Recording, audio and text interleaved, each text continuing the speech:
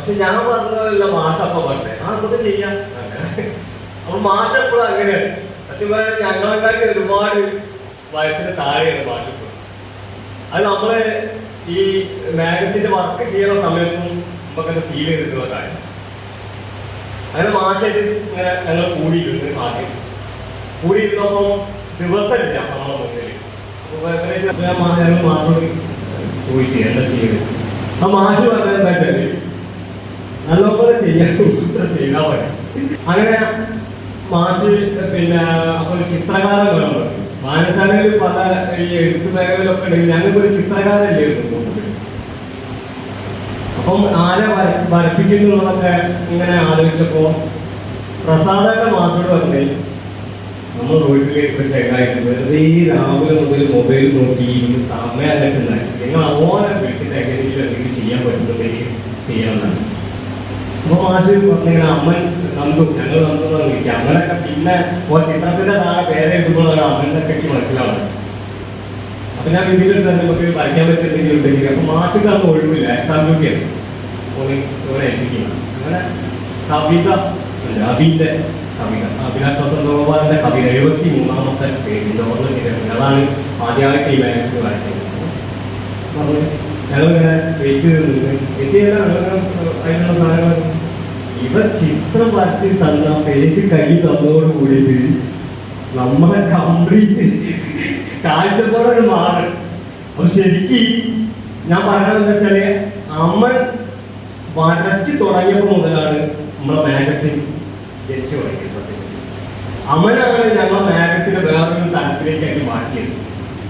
അങ്ങനെ ഇത് കണ്ടതോടുകൂടി ഭയങ്കര അത്ഭുതമായി. അപ്പം അത്ഭുതം മീൻസ് ഓരോ കുറച്ച് കാണില്ല. നമ്മൾ വിചാരിച്ച ഒരു നമുക്ക് എപ്പോഴും ഒരു പ്രെഡിക്റ്റബിൾ സാധനം ഉണ്ടാവില്ല. അതിന്റെ അങ്ങേപ്പുറത്തേക്ക് പോവുകയാണ്. അങ്ങനെ ഞാൻ മാഷക്ക് അപ്പം തന്നെ ഫോട്ടോ എടുത്തിട്ട് കിട്ടുക. ഇതാണ് നമ്മുടെ ഫസ്റ്റ് പേജ്, മാഗസിന്റെ ഫസ്റ്റ് പേജ് കണ്ടത്. മാഷ് ഗംഭീരമാണെന്ന് നോക്കാല്ലോ. അങ്ങനെ അബിക്ക് കിട്ടുന്നുണ്ട്. അങ്ങനെ പിന്നെ അവിടുന്ന് അങ്ങോട്ട് ഒരു യാത്രയുണ്ട്. ഒരു 25ഓളം ദിവസം ഇവിടെ ശരിക്കും പറയുകയാണെങ്കിൽ അമ്മൻ നേരത്തെ മൈക്കിന്റെ അടുത്ത് വന്ന് നിന്നല്ലോ. അപ്പോൾ സംസാരിക്കുമ്പോൾ അങ്ങനെ കുറെ മൈക്ക് ഓണായിട്ടുള്ളൊരു ഇതാണ്. അമ്മനെ അങ്ങനെയാണ്. അപ്പോൾ പതുക്കെ സംസാരിക്കുന്നു. ഇതോ ഒരു വർത്തമാനം പറയുമ്പോൾ കുറച്ച് ഒച്ച ഉണ്ട് തോന്നുന്നു. പിന്നെ ഓരോ ചിത്രം കഴിയും നിങ്ങൾ മനസ്സിലാക്കണം. ഓരോ ചിത്രം കഴിയുമ്പോൾ അടുത്ത ചിത്രം കൊടുക്കണം. ഒരു വരയ്ക്കലൊരാളോ മനസ്സുമ്പോൾ ആകെ അറിയണം. ഒന്ന് കഴിയുമ്പോൾ അടുത്ത് കൊടുക്കുക. ഇവന്റെ കണ്ണിക്കാൻ നോക്കും. ഒരു ചിത്രം കൊടുക്കും, അടുത്ത ചിത്രം കൊടുക്കും. അങ്ങനെ ഡ്യൂട്ടി ഇങ്ങനെ കൊടുത്തുകൂടെ നിൽക്കും. ലാസ്റ്റ് എനിക്ക് വേറെ ഒരു ടെൻഷൻ ആയിപ്പോയി. കാരണം ചിത്രം എന്നൊക്കെ പറയുമ്പോൾ നമ്മൾ അങ്ങനെ എടുത്ത് ചെയ്യണമെന്നാണ്. പക്ഷെ നമുക്ക് ഒരിക്കലും ഈ ഒരു 25 ദിവസത്തിൽ ഒരിക്കൽ പോലും ഞങ്ങൾ എടാ ഈ റെസ്റ്റ് എടുക്കുക, കുറച്ച് റെസ്റ്റ് എടുക്കുക പറയല്ലാതെ നമുക്ക് ഞങ്ങളോട് എനിക്ക് റെസ്റ്റ് വേണം ചോദിച്ചിട്ടേ ഇല്ല. അപ്പം ശരിക്കും പറഞ്ഞാല് നമ്മളെ ശരിക്കും അമൻ എന്നുള്ള ചിത്രകാരന്റെ ശരിക്കും ഞാൻ പറഞ്ഞ അമനെ കണ്ടെത്തുന്നത് ഞാൻ ഉപയോഗിക്കില്ലല്ലോ. അമനെ നമ്മൾ അത്രയും ഉപയോഗപ്പെടുത്തിയിരുന്നു അമന്റെ കഴിവ്. കാരണം അവൻ ആദ്യം മുതലേ ചിത്രം വരയ്ക്കുന്നതാണ്. ഇവിടുത്തെ വായനശാലന്റെ നമ്മുടെ പുസ്തകം വെക്കുന്ന റാക്കിന്റെ അടിയിലും നിരത്തിയിരുന്നിട്ട് ചിത്രം വരച്ച് തുടങ്ങിയ ആളാണ്. അപ്പൊ അമ്മന്റെ കിട്ടിയത് ഏറ്റവും വലിയ ഭാഗ്യമായിട്ട് ആദ്യം ഞാൻ ഈ മാഗസിനോടനുബന്ധിച്ച് കാണുന്നത്. പിന്നെ എനിക്ക് പറയാനുള്ളത് വില്യം മാഷെ പറ്റിയിട്ടാണ്. എന്തായാലും നമ്മളൊരു 3 നാൾ വർക്ക് ചെയ്യുമ്പോൾ നമ്മളൊരു ആശയം മുന്നോട്ട് വെക്കുമ്പോൾ പരസ്പരം അങ്ങോട്ടും ഇങ്ങോട്ടും വെക്കുമ്പോൾ അതിലൊരു വൈബ്, ആ വൈബ് മാഷെടുക്കുന്നതും വില്ലിൻ്റെ എടുക്കുന്നതും ഇതിൻ്റെ എടുക്കുന്നതും അവർക്ക് കിട്ടിയില്ലാവുന്നതാണ് ഞാൻ വിശ്വസിക്കുന്നത്. അതുകൊണ്ടായിരിക്കും ചിലപ്പോൾ മാഗസിൻ നിങ്ങൾക്ക് നന്നായിട്ട് തോന്നുന്നുണ്ടെങ്കിൽ അതിൻ്റെ ഒരു കാരണം ചിലപ്പോൾ അതായിരിക്കും. പിന്നെ ഇതിൽ എഴുതിയ ആൾക്ക് നമുക്ക് ആദ്യമേ മാഷ് നിർദ്ദേശിച്ചിട്ടുള്ള സാധനം ഒറ്റ എഴുത്ത് വേണ്ട, ഒരാളെ എൻകറേജിങ് വേണ്ട, നമുക്ക് എല്ലാവരെയും ഉൾപ്പെടുത്തിയിട്ടുള്ള ഒരു പരിപാടി. ഈ കവിത വാങ്ങിയിട്ട് നമ്മൾ എഴുതല്ല. അങ്ങനത്തെ ഒരു ആശയത്തിന്റെ മുകളിലാണ് ഈ മാക്സിമം എഴുത്തുകാർ നമ്മൾ ഈ മാഗസിൻ ഉൾപ്പെടുത്തി അവരെ കഴിയില്ല. കാരണം കുറെ കാലം കഴിഞ്ഞിട്ട് ഇതൊരു മത്സരത്തിലേക്ക് നമ്മൾ വെച്ചൊരു സാധനമായിട്ടല്ല ഞങ്ങൾ കാണുന്നത്. ഒരുപാട് കാലങ്ങൾക്ക് ശേഷം ഈ പിന്നെ എന്താ പറയാ ഈ വായനശാലയിൽ ചിലപ്പോൾ കുറേ കാലത്തിന് ശേഷം അമ്മനെ കല്യാണം കഴിച്ച അമ്മന്റെ മക്കളൊക്കെ വരുമ്പോൾ നമുക്ക് ഈ മാഗസിൻ ഇവിടെ അച്ഛൻ വരച്ച ചിത്രാടുന്ന രീതിയിൽ വേണം എന്നുള്ളൊരു ഞങ്ങൾക്കൊരു ഭയങ്കര ആഗ്രഹമുണ്ട്. അപ്പൊ നമ്മളൊരു അസറ്റാണ് ഈ മാഗസിൻ. അതിവിടെ എന്നും ഇവിടെ ഫയൽ ചെയ്തിട്ട് നമുക്ക് സൂക്ഷിക്കും. അപ്പം അങ്ങനത്തെ ഒരു അതിന് വേണ്ടിയിട്ട് എഴുത്തുകാർ ഓരോ വ്യക്തി ഇപ്പൊ സജിത്തേട്ടത്തിൽ നിന്ന് കിട്ടൂല, സജിത്തേട്ടൻ വരാന്ന് പറഞ്ഞാലും വരില്ല, അങ്ങനെതാണ് നമുക്ക്. പക്ഷെ സജിത്തേട്ടനൊക്കെ നിർബന്ധപൂർവ്വം ഇങ്ങോട്ട് പിക്ക് ചെയ്ത് കൊണ്ടുവന്നിട്ട് ഇവിടെ കൊണ്ടുവന്ന് ഇരുത്തിച്ചിട്ട് എഴുതി. അങ്ങനെ ഞങ്ങൾ ഇതിനു വേണ്ടിയിട്ട് മെനക്കെടുക്കുന്നത്. അപ്പൊ സജിത്തേട്ടൻ ഇവിടെ ഇരുന്നാണ് നാടകത്തിന്റെ ഒരു ഭാഗം എഴുതിയിട്ടുണ്ട്. അപ്പോൾ അതേമാതിരി ഗോപിയേട്ടൻ എഴുതി തന്നു, സുനിലേട്ടൻ എഴുതി തന്നു. അങ്ങനെ മാക്സിമം ആൾക്കാരെ ഹാൻഡ് റൈറ്റിംഗിന്റെ മുന്നിൽ ഉപയോഗിച്ചിട്ടുണ്ട്. അത് കിട്ടാത്തത് നമ്മൾ പലപ്പോഴായിട്ട് പല ആളുകളായിട്ട് ചെയ്തിട്ടുണ്ട്. അപ്പം ഒരുപാട് ദിവസങ്ങളുടെ ഒരു പരിശ്രമമാണ്. അപ്പോൾ ഇത് എനിക്ക് മനസ്സിലാകുന്നത് ഇപ്പൊ ജെൻസി ആണല്ലോ, ജെൻസിന്റെ ആണല്ലോ വിഷയം. അപ്പം പ്രസാദം പറഞ്ഞത്, പ്രസാദത്തെ ഒരു മില്ലേനിയം ആയിരിക്കും. പ്രസാദത്തെ മോനെ പറ്റി പറഞ്ഞത് അവൻ അവിടെ വെറുതെ മൊബൈൽ നോക്കി ഇരിക്കാനുള്ളത്. ഞാൻ നാസിക അവിടെ പോയി, ഞാൻ പ്രസാദത്തോടാണ് ഞാൻ ചോദിക്കുന്നത്, വെറുതെ മൊബൈൽ നോക്കി ഇരിക്കുകയാണെങ്കിൽ അതുപോലുള്ള ഒരു കവർ പേജ് അവന് ചെയ്യാൻ ഒരിക്കലും പറ്റില്ല. അപ്പം അവൻ മൊബൈൽ നോക്കി ഇരിക്കുന്നവരെ കൂടെ അവന്റെ പിന്നെ ഇമാജിനറീസ് അല്ലെങ്കിൽ അവന്റെ ചിത്രങ്ങൾ, അവന്റെ തോട്ടുകൾ, ഇതൊക്കെ ഒരു പ്രോസസ്സിംഗ് ആണ് നടക്കുന്നുണ്ടായിരുന്നു. അതുകൊണ്ടാണ് ഞാൻ ഒരിക്കലും പുതിയ തലമുറയെ നമുക്ക് ഒരിക്കലും നേരത്തെ അനീഷോടെ സൂചിപ്പിച്ച് ഒരു 10 മിനിറ്റ് ചെയ്യുന്നത് ഏറ്റവും പുതിയ തലമുറ 5 മിനിറ്റ് ചെയ്യും. അപ്പൊ നമ്മൾ ഇതിന്റെ കവർ സ്റ്റോറി അല്ല പറയുന്നത്. വായനശാല തിരയുന്ന ജൻസിയുമായിട്ട്, വായനശാല തിരയുന്ന ജൻസിയാൾക്ക് 2 അർത്ഥം നമുക്ക് കണ്ടെത്താൻ പറ്റും. വായനശാല തിരയുന്ന ജൻസിയാക്കി, വായനശാല തിരയുന്ന ജൻസിയാണ്. ഇങ്ങനെ 2 അർത്ഥമുണ്ട്. അപ്പം എന്തായാലും വായനശാല പിന്നെ ജൻസി ആൽപ്പയെ ആണോ തിരയേണ്ടത്, അതോ ജൻസി ആൽപ്പ വായനശാലയാണോ തിരയേണ്ടത് എന്നുള്ളതാണ് ഇതിന്റെ ചർച്ച. ആ ചർച്ചയിൽ നമ്മൾ മുന്നോട്ട് വരും. കാരണം ഇപ്പൊ നേരത്തെ ഇവിടെ ഈ മോഡലിറ്റിനെ പറ്റിയിട്ട് പറഞ്ഞു, ഇപ്പൊ മാഗസിൻ മോഡേൺ ആയിരിക്കണം എന്ന് പറഞ്ഞു. നമ്മൾ ജൻസി എന്തുകൊണ്ടാണ് ജൻസി ആൽഫ ആയിട്ടില്ല വായനശാലയ്ക്ക്, ജൻസി വായനശാലയ്ക്ക് വരാത്തത് എന്തുകൊണ്ടെന്നുള്ളത് നമ്മൾ സ്വയം ചോദിക്കണം. എന്താണ് വായനശാലയിൽ ജൻസിക്ക് കൊടുക്കുന്നത്? കാരണം എന്താ പറയുക, ഭയങ്കര സങ്കടകരമായ ഒരു അവസ്ഥയുണ്ട്. കാരണം കുറച്ച് മുന്നേ സുസ്മേഷേട്ടൻ, ഇവരൊക്കെ അടങ്ങിയ പ്രസാദേട്ടൻ, ഇവരൊക്കെ അടങ്ങിയ ഒരു തലമുറയുണ്ട്. അത് കഴിഞ്ഞിട്ട് ഇപ്പൊ ഞാന്, വിധി, സംസു, വിജേഷ്, അഭി, ബിനീഷ്, അങ്ങനെയൊക്കെ പറഞ്ഞൊരു തലമുറ. ഇതിന്റെ ശേഷമുള്ള ഒരു തലമുറ ഇല്ല, വന്നിട്ടില്ല. അവിടെ ഞങ്ങൾ എന്നും ചർച്ച ചെയ്യുന്ന വിഷയമാണ്. അത് ഭയങ്കര സങ്കടത്തിലാണ്. അതിന്റെ തൊട്ടടുത്ത ജനറേഷനിൽ പെട്ട ഒരു കൂട്ടം നമ്മളെ പരാമർശത്തിൽ വേണം. അതെങ്ങനെ ഉണ്ടാക്കിയെടുക്കാം എന്നുള്ളതാണ് നമ്മൾ നോക്കുന്നത്. അതാണ് നമ്മൾ മാഗസിൻ മുന്നോട്ട് വെക്കുന്ന എന്താ പറയാ ചർച്ച. അതാണ് നമ്മൾ മാഗസിൻ മുന്നോട്ട് വെക്കുന്ന ആശയം. അതിൽപ്പോ കുറച്ച് നേരത്തെ നാടകത്തിന്റെ കാര്യങ്ങൾ പറഞ്ഞു. നിങ്ങൾ നാടകത്തിന് ഇഷ്ടപ്പെട്ട ഒരുപാട് ആൾക്കാരുണ്ട്. ഇപ്പോൾ ഏറ്റവും പുതിയ തലമുറപ്പെട്ടതാണ്. അപ്പൊ അവരെ നമ്മൾ എങ്ങനെ വായനശാലയിലേക്ക് കൊണ്ടുപോകാനുള്ളത് നമ്മൾ ഈ ചർച്ച കഴിഞ്ഞാലും ഒറ്റയ്ക്കെങ്കിലും ചിന്തിച്ചിട്ട് അതിന് വേണ്ട പരിപാടികൾ നമ്മൾ ഇനി മുതൽ സംഘടിപ്പിച്ചുകൊണ്ട് അല്ലെങ്കിൽ നമ്മൾ അവതരിപ്പിച്ചുകൊണ്ടേ ഇരിക്കുക. പരാമർശോട്ട് എന്തായാലും അതിന് വേണ്ടിയിട്ട് പരിശ്രമിക്കും. ഞങ്ങൾ കുറച്ച് പിന്നെ വയസ്സാകുമ്പോഴേക്കും അടുത്തൊരു തലമുറ അവരൊരു പരിപാടി കാര്യങ്ങളായിട്ട് അതിവിടെ ഇപ്പൊ സംഭവിച്ചിട്ടില്ല. അത് സംഭവിക്കുന്ന ഒരു മൂവ്മെന്റിന് വേണ്ടിയിട്ടാണ് പിന്നെ നമ്മളെല്ലാവരും ആഗ്രഹിക്കുന്നത്. ഇപ്പോൾ വായനശാല തെരഞ്ഞ്, ഞാൻ എപ്പോഴും പറയാം, വായനശാല തെരഞ്ഞ് ജൻസി താല്പര്യപ്പെടേണ്ട, അല്ലാതെ ജൻസി താല്പര്യം വായനശാല തരാം. അവര് വായനശാല തെരഞ്ഞു വരണമെങ്കിൽ വായനശാല അവർക്കുള്ളത് കൊടുക്കുകയും അതെന്തൊക്കെയാണെന്നുള്ളതിന്റെ ഒരു സംഭവങ്ങൾ ഈ വരും കാലങ്ങളിൽ നമ്മൾ ചർച്ച ചെയ്തിട്ട് അത് ക്രോഡീകരിച്ചിട്ട് നമ്മൾ മാത്രമാണ് എനിക്കിത് പറയാനുള്ളത്. നമ്മൾ മാക്സിമം ഈ കയ്യെഴുത്ത് മാസത്തേക്ക് വേണ്ടിയിട്ട് നമ്മൾ പ്രവർത്തിച്ചിട്ടുണ്ട്. പിന്നെ നന്നായിട്ടുണ്ടെങ്കിൽ അത് പിന്നെ അതിൽ എഴുതിയ ഓരോ നമ്മൾ എഴുത്തുകാർക്കാണ് ഏറ്റവും പ്രാതിനിധ്യം അല്ലെങ്കിൽ ഇത് കൊടുത്തിട്ടുള്ളത്. കാരണം ഫസ്റ്റ് പേജിൽ തന്നെ അവരുടെ പേരുകളാണ് നമ്മൾ മൊത്തം ചെയ്തിട്ടുള്ളത്. പിന്നെ ഇതിനുള്ള ഐഡിയകൾ പലതും അങ്ങോട്ടും ഇങ്ങോട്ടും പറഞ്ഞും ഒക്കെ അതിന് രസകരമായ പല സംഭവങ്ങളുണ്ട്.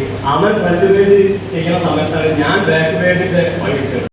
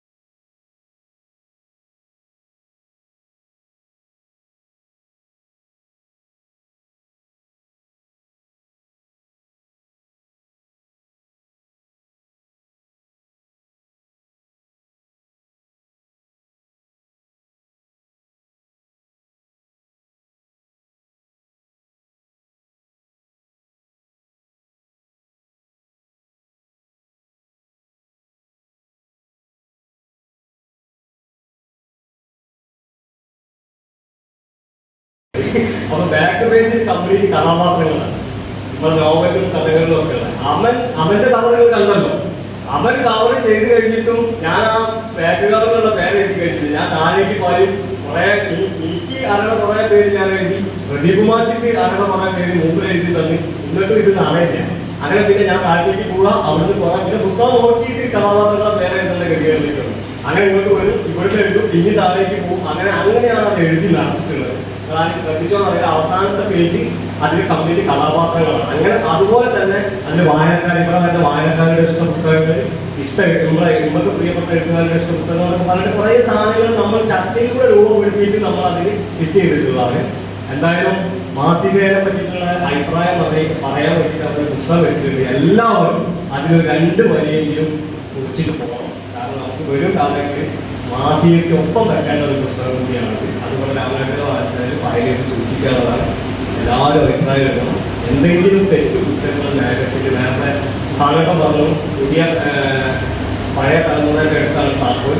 അത് പിന്നെ പുതിയ തലമുറയിലുള്ള ആരെങ്കിലും വാങ്ങണം എന്ന് പറഞ്ഞു. പക്ഷെ ഞാൻ പറയുന്നത് തലമുറ എന്നുള്ളതല്ല, അങ്ങേപ്പുറത്തേക്ക് നമ്മുടെ ഉള്ളിലുള്ള ഒരു വയസ്സൊക്കെ നമ്പറാണ്. ഇപ്പോൾ ദാസേട്ടനൊക്കെ ഇപ്പോഴും ഞാൻ കാണുമ്പോഴും ദാസേട്ടൻ വെള്ളി ഈ ബാഗിട്ടാണ് ഇപ്പോഴും അങ്ങനെ ഒരു മാറ്റിട്ട് ദാസേട്ടൻ്റെ മുഖത്ത് കാണാനില്ല, മൊത്തത്തിൽ കാണില്ല. മുമ്പിൽ ചില സമയത്ത് ഓരോ സ്റ്റെപ്പ് എടുത്തിട്ട് ഞങ്ങൾ മുന്നിലേക്ക് വരുമ്പോൾ ഞാൻ പാല് തട്ടിയിട്ടുണ്ട്. കാരണം എന്താ വെച്ചാൽ മുകളിൽ മുട്ടിയിട്ട് കഴിച്ചതാണ്. അപ്പം പിന്നെ നമ്മുടെ ഉള്ളിലാണ് എല്ലാ കാര്യവും. യൗവനം എന്നുള്ളത് നമ്മുടെ ഉള്ളിലാണ്. അപ്പം ചർച്ചകളിൽ അത് വരും കേട്ടോ. സംവാദത്തിൽ ചിലപ്പോൾ അങ്ങനെ വരും. പക്ഷെ നമ്മൾ അതിനെ ഓപ്പോസിറ്റ് ചെയ്തിട്ട് അതിനനുസരിച്ചുള്ള സാധനങ്ങൾ നമ്മൾ പറഞ്ഞുകൊണ്ടിരിക്കും. ഇങ്ങനെ ഓരോ പുതിയ സാധനങ്ങൾ കിട്ടുക. അപ്പൊ തീർച്ചയായിട്ടും അതിന് വയസ്സിന്റെ ഒരു അങ്ങനെ വെച്ച് പറഞ്ഞതല്ല ആയിരിക്കില്ല. ഞാനെല്ലാം പറഞ്ഞത് ചർച്ചയിൽ പറഞ്ഞതാണ്. അപ്പം എല്ലാവർക്കും ഒരിക്കൽ കൂടി നിറഞ്ഞ സ്നേഹം.